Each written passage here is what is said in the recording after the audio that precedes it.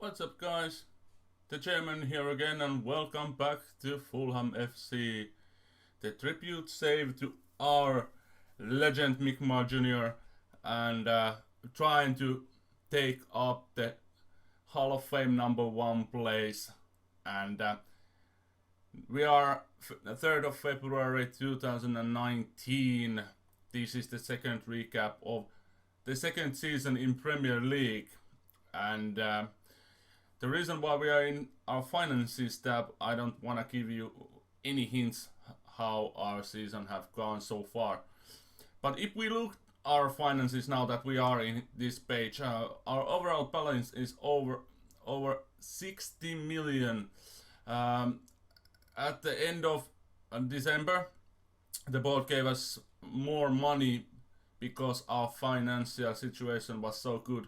We get 18 million to spend on January, and like you are seeing our transfer budget, we have 12 million, so we actually haven't spent that, which is actually really good, because correlation on that we have that money.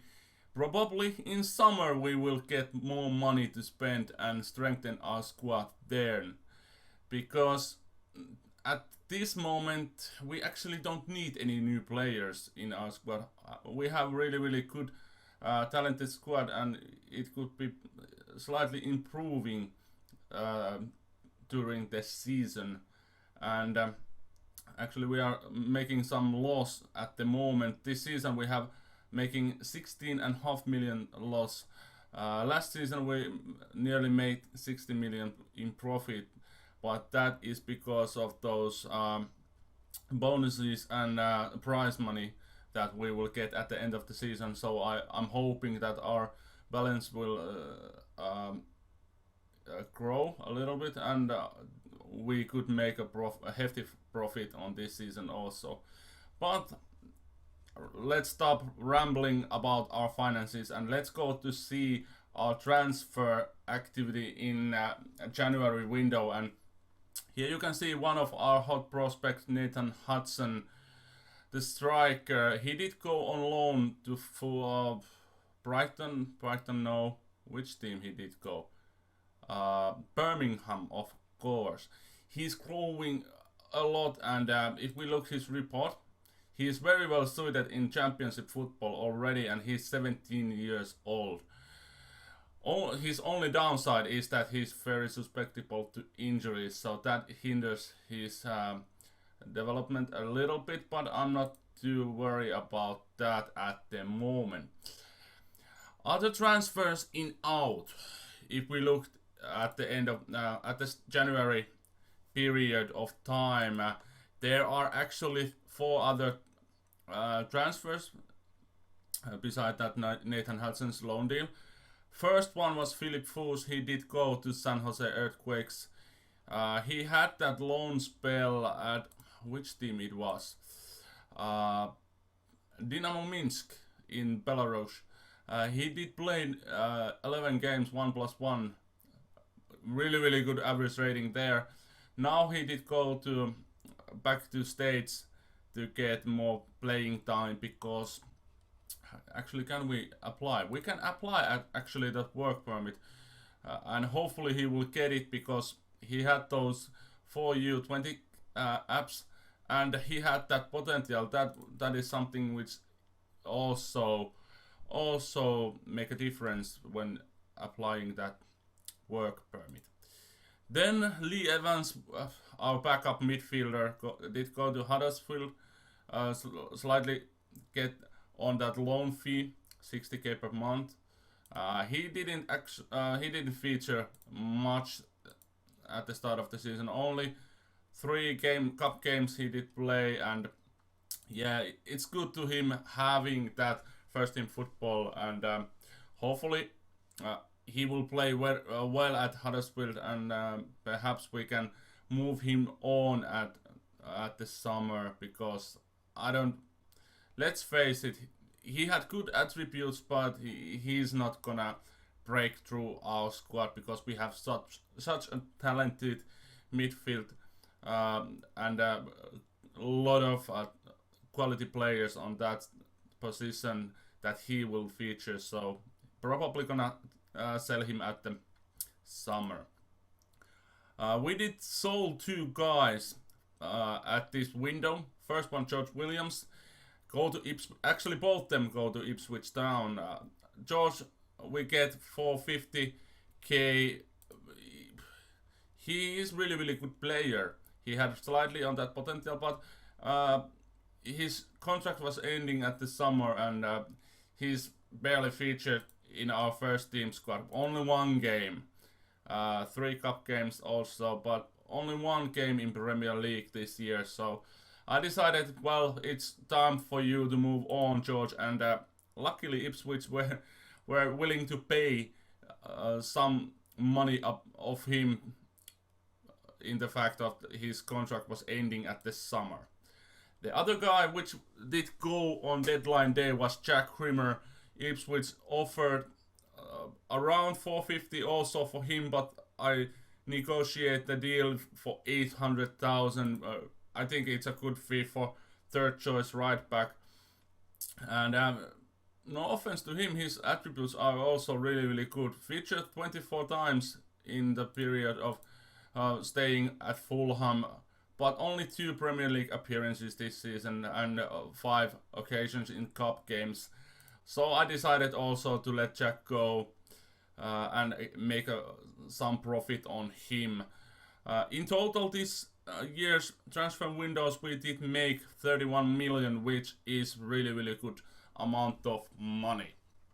And then the ins, there was only 1 guy who I did sign for this January window, because I thought that we actually don't need any players, but I want some high quality defensive midfielder.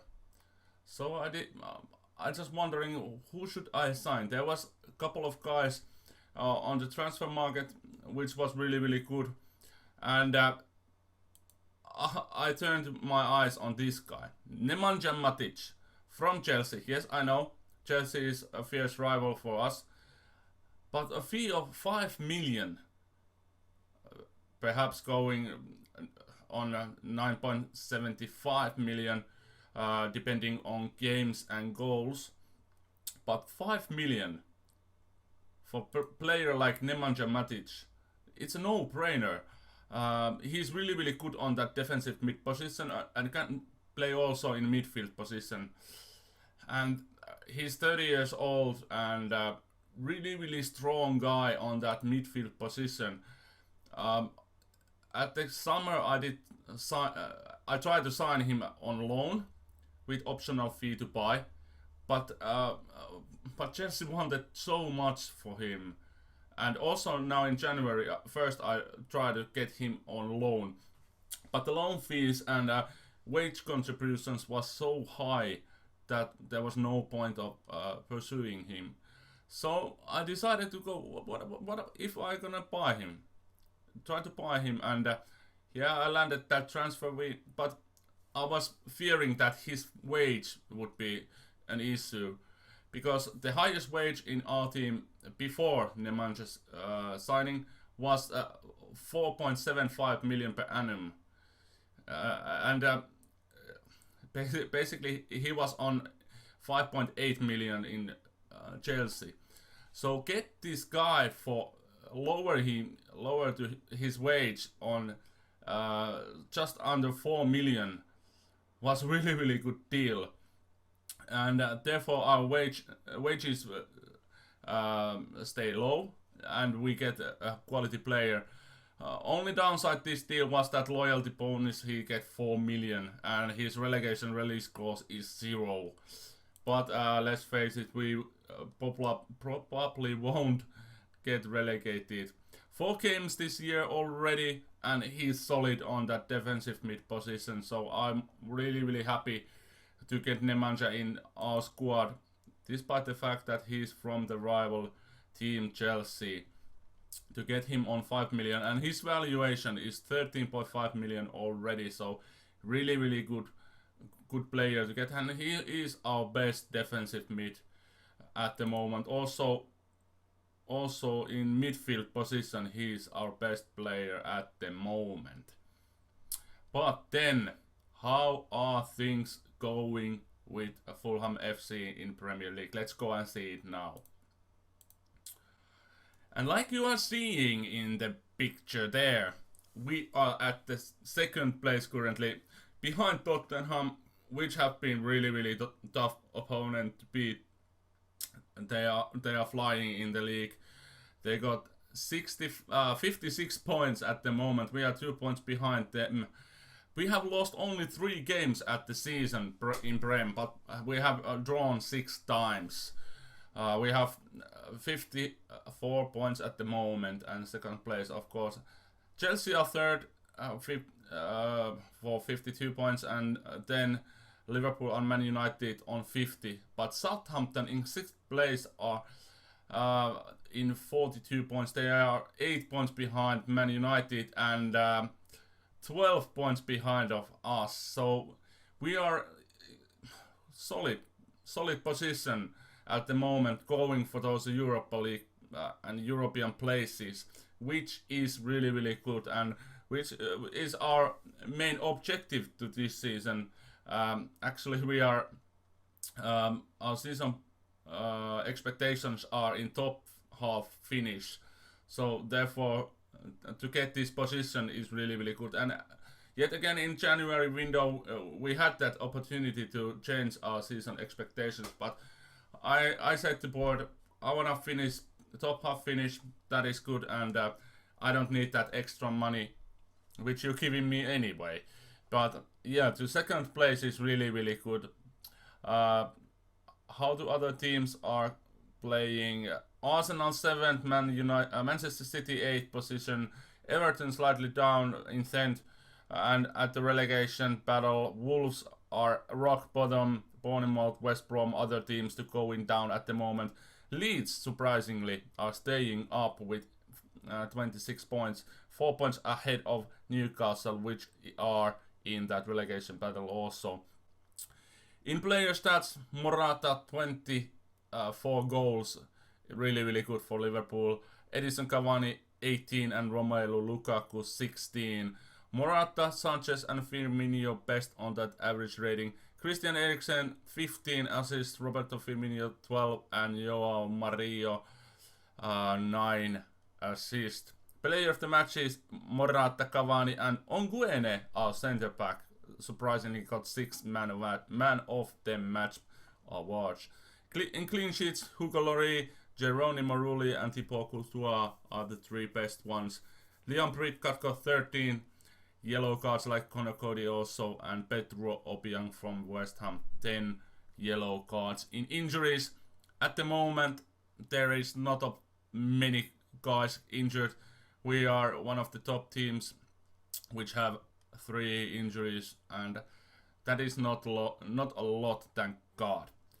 And if we are going to see our fixtures so far, the last time when we were here, let's see, let's go up here. It was that Leeds game just before the Champions League game against Dortmund, I think it was, yeah, at the end of the transfer window, I think.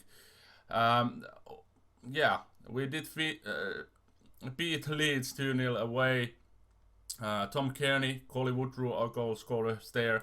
Then a really good game against Dortmund away in Champions League. 4-2 win. Ezekiel Pons, who have been really solid in our attacking force, get 2 goals. Alexander Isaac also get 1, and Perka Oskan the 4th goal. Florin Andone and Marco Reus, Dortmund's goal scorers. Then 3-1 win at home against Swansea. Ezekiel Pons once again, and Jerome Onguene, 1 for him, and Alfie Mawson own goal at the end. Borja Baston gave Swansea 1 consolation goal on that. And then we managed to beat currently leading team in Premier League, Tottenham, 2-0 away. Really good game for our team. Mahmoud Dahoud and Fernando Torres are goal scorers, and we keep the clean sheet away game, which is really rare in considering our defending form. We don't have not many clean sheets at the moment this season.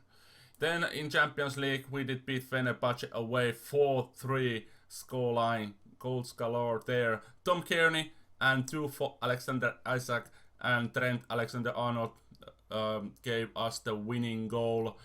Nordin Amrabat, Marlos Moreno and Franco Di Sandro, Fenerbahce's goal scorers there. After that, yet another away game. We got 4 away games in a row. We did beat West Ham 2-1 scoreline. Ezequiel Pons got both of our goals. Carles Alena, loanee from Barcelona, gave the early lead for West Ham, but luckily we did bounce back and win that game. Then we suffered defeat in EFL Cup 4th round. Everton was better team. Adnan Januzaj, our own goal scorer. Jess McCarthy and Gerald Deulofeu gave the 2 goals to Everton, which were enough. And if I look at our team here, I can see that we rotated our squad. Filippo Romania, Vincent Cosiello, Ricardo Sivkovic also there. So a bit rotated squad. After that game we did lose in Prem at home against Arsenal. Maybe the morale was down after that Everton defeat and we didn't cope, we didn't take our chances, and Alexandre Lacazette, who have been signed to Arsenal in real life, also in this save he's on Arsenal, and scored the winning goal in 66th minute. And yeah, probably if we look at the stats, yeah, it was a tight game. We had the possession, which we normally do, but we didn't create any good chances. So yeah, Arsenal did win 1-0 and perhaps they deserve the win. But after that, we show what kind of team we are at home against Fenerbahce. 5-1 scoreline in Champions League group stage game. Ezequiel Pons got praise and Alexander Isak also got praise and 1 own goal for William Mathieu. And Nordin Amrabat gave the consolation goal for Fenerbahce there. And after that game we were yeah, it was after this game, yeah, we are going to through on those and after this game we was on 10 points and already 6 points ahead of Dortmund, so we have survived to on those Champions League knockout games, so really good thing for that. And after that we had solid run in Prem. Two games without conceding goal. First 2-0 against Wolves. Alexander Isak got both goals. Then we did beat 4-0 Newcastle at home. Trent Alexander-Arnold gave us the early lead. Then Alexander Isak won. Charlie Dale own goal and Fernando Torres seals the deal. 4-0 goal at the 57th minute. After that we did lose in Champions League against Real Madrid 4-0. Rafael Varane, Cristiano Ronaldo, Karim Benzema and Sigurdsson for own goal actually didn't play well at all in that game, but it didn't matter because we were through on those knockout rounds. After that game we did lose against Liverpool at away game. Alexander Isak, our own goals, only goal scorer. Alvaro Morata's praise gave the win for Liverpool, and there was tricky fixtures schedule there. We faced Real Madrid, Liverpool, Dortmund and Man United after each other, but that didn't matter because we did win against Dortmund. 4-0 home win, really solid. We scored 8 goals against Dortmund in Champions League, which is really good. Alexander Isak got hat-trick and Trent Alexander-Arnold the last goal for us. Then good solid game against Manchester United. We were unlucky to not win that game. 1-1 scoreline. Edison Cavani gave Manchester United the lead and Ezequiel Pons equalized the game in stoppage time. After that, 3-1 scoreline against Bournemouth, Adnan Januzaj and 2 for Coley Woodrow. Callum Wilson got the consolation goal for Bournemouth at the end. Then, tricky time of games there. 5 draws in a period of 6 games. First, 0-0 against Stoke. We should have won the game. We have had better chances, more possession, but something didn't click up at the final third, and we didn't score. And then after that, 1-1 scoreline away against Watford. Ben Woodburn gave the early lead for Watford, and only Daryl Janmaat gave us the equalizer at the end of the game, own goal for him. And yeah, I don't know. We didn't. We control the ball and the game. 59% of possession, but Sega's red card in second. Actually, he's injured. Not the red card. Injury. Second minute hinders our wing play a little bit, and perhaps that was the key to not get the crosses in the box. And yeah, we didn't create any good chances, and yeah, Watford did deserve the 1 point on that game. But after that, we bounced back really nice. 1-0 win at home against Chelsea. Coley Woodrow, our goal scorer, and Marcos Alonso got sent off at the end. And if we look the game, Man United. Chelsea got only 1 shot on target. 10 at all. We got 4 shots on target. Yet again, we dominate the ball. 58% of possession, which is really good. It was unlucky that we didn't score more goals than the 1. Yet again, after that, period of 3 draws, and we only score 1 goal on that period. 0-0 against Southampton. Really poor game for us. Yet again, controlled the ball but didn't create any chances, and Southampton didn't have even a shot on target. So really should have won the game. Then 1-1 against West Brom. Lorenzo Dickman, our only goal scorer. Snodgrass gave the early lead to West Brom, and yet again, possession is on our side, and also the shots and on target and all the shots, but no win for us there. And then the FA Cup third round game was the climax on that. Swindon Town away game, 0-0, and Swindon got the possession and the chances. I don't know what the heck they are doing. They played 2 really good cup games against us, and yeah, perhaps they would even deserve to win that game, but luckily it was the scoreless draw. After that, a really good period. Yet again, we didn't concede in 3 games. First 2-0 against Sunderland at home. Jerome Onguene and Ezekiel Pons are goal scorers. Then away 3-0 against Everton. Alexander Isak, Joe Robles on goal, and Ezekiel Pons, the late goal in stoppage time. After that, the replay at our home venue against Swindon Town. 3-0 win. Ricardo Sitkovic, Coley Woodrow, and Matej Santek are goal scorers. But if you look the scoring times, 68 minutes was the first goal, and if we look the stats, they are pretty even. Swindon got the chances, and the possession are really even also. So all the credits to Swindon Town. They played 2 really good games against us. After that game, this game I was heartbroken. 3-3 at home to against Man City. Coley Woodrow brace and Fernando Torres that third goal. And if we look, Paulo Dybala scored in 90th minute, literally the last highlight of the game. And Fellaini got sent off before I managed to sub him, and it was heartbroken. City perhaps deserved the draw, but it was so close that we managed to win the game. But 3-3 is not a bad result. After that, the last 3 games, 3-1 against Burnley. Pons got praise and Torres 1 goal. And after that, another promoted team for this year, Leeds United, 2-1 scoreline at home Trent Alexander-Arnold and Mahmoud Dahoud are goal scorers. Kemar Roof got the equalizer for Leeds. And the last game, the fourth round of FA Cup, Colchester, we did win 2-0. Mahmoud Dahoud, both of our goals.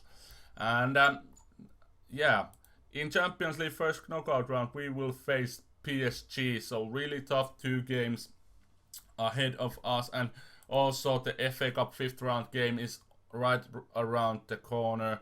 And we end our year with against Watford, and before that against Chelsea. But yeah, the next game will be Swansea, but after that is really important home game against Tottenham, which are leading the league for 2 points ahead of us. So it's going to be really tough end of the year.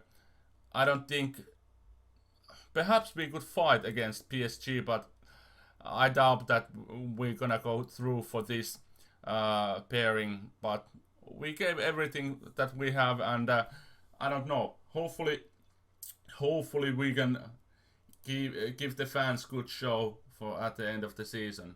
And at the end, if we are looking our goal scorers, Ezekiel Pons have 18 goals, Alexander Isak got 17, Colin Woodrow 8, Fernando Torres 5, Dahoud 4, and Trent Alexander-Arnold also 4. In assist chart, Pons are leading with 11, Isaac got 8, Zeka 6, Kearney 5, Onguene 4, Özkan 3, and so on. So there are 2 guys, Ezekiel Pons and Alexander Isak, who are leading our pack. And on that time where we were playing a lot of draws, Isak got injury. He had that twisted knee and sprained ankle. He was 4 weeks away, and it influenced on Ezekiel Pons' game also, because they have been really good pairing at the top of our game. And if we look here, we have that optional fee, 10 million for Pons, and his valuation is 11, so it's no brainer. I'm gonna cash him out in the summer, and he's going to be our player. But we are coming back at the end of the year, maybe with Lycom if we are at the FA Cup final or in Champions League final, which I doubt, or if the fixture listing is so tricky that we are battling with that title, which I'm concerned also. I'm not thinking that we should win. I don't even think that we should win the title, but hopefully we are battling against Tottenham with that trophy. But hit the like button, subscribe if you are new, and go check out Mick Ma's channel also. He is returning to YouTube in FM18, hopefully. And yeah, we are seeing at the end of the year. Thank you for watching, and bye bye.